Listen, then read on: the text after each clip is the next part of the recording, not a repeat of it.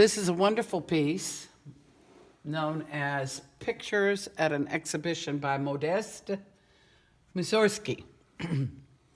And that was the promenade, where someone walks around and sees lots of pictures all over the museum, and the music was written to accompany this.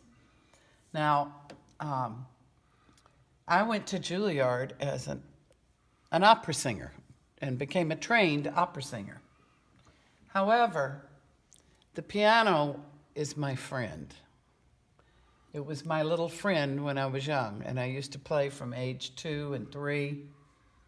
I'd visit my grandmothers who had pianos. I didn't have one. I'd go to their house and just sit there till the sun went down on a Sunday afternoon and just play and play and play. It was so wonderful.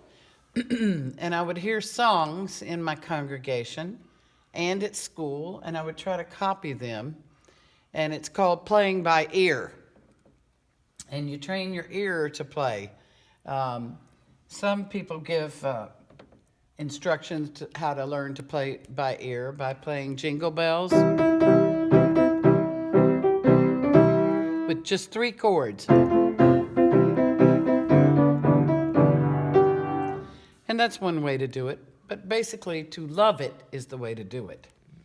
And when I was 14, my father bought me a piano at the All Nut Music Company. And Mr. Theodore Henkel, who had been the concert violinist of the Savannah Symphony Orchestra, owned the store. And he took us up and he showed us all the pianos. And my father purchased one.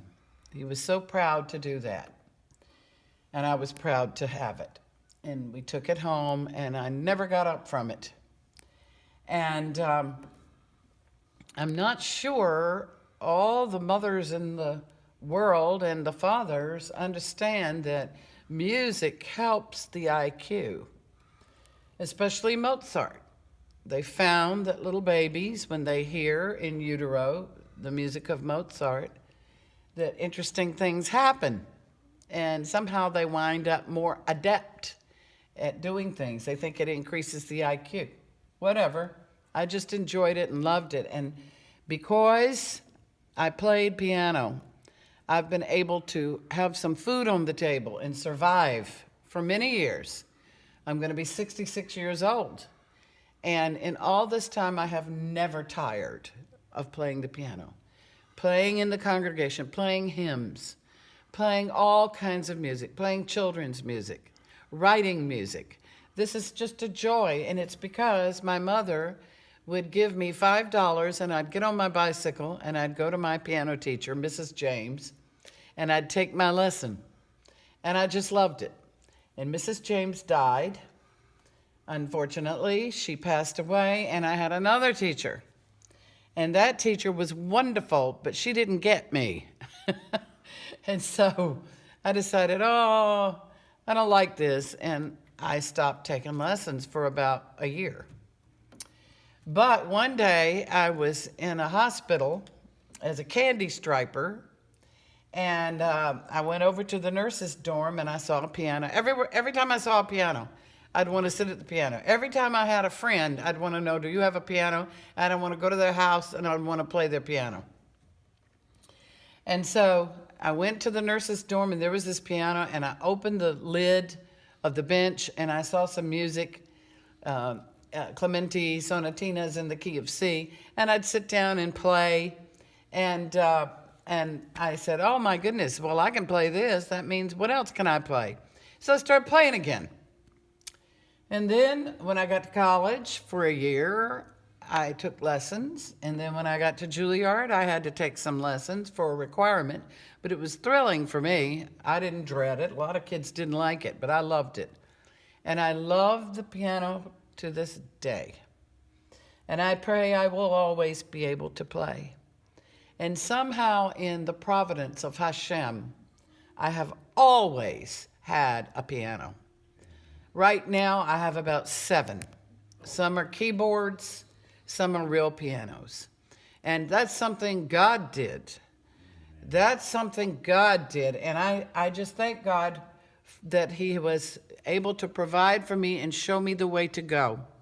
So I hope, young people, that you and your parents will get it together and realize there's more days to your life than today. And what you don't like today, you might like tomorrow. And what you don't like this year, you might like next year.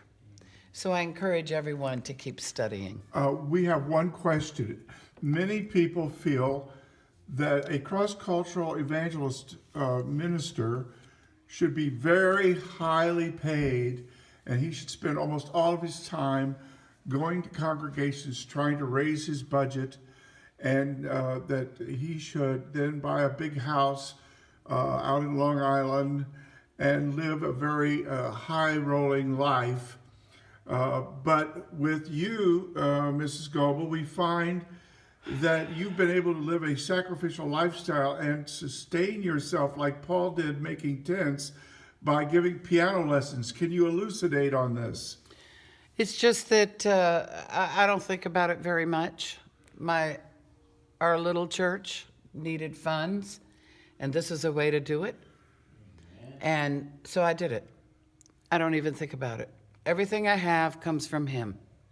And I'm sure he has blessed my hands for the battle, blessed my hands for ministry, blessed my hands for worship. And I am just not interested in myself. I'm interested in God's work. And that is the truth. I'm not bitter or whatever. Yeah, everybody gets a new pair of shoes sometimes, but it's irrelevant to me. It's what I love to do. I love to take my checks from the mothers whose children I teach, and I love to put them in the offering. So that's it.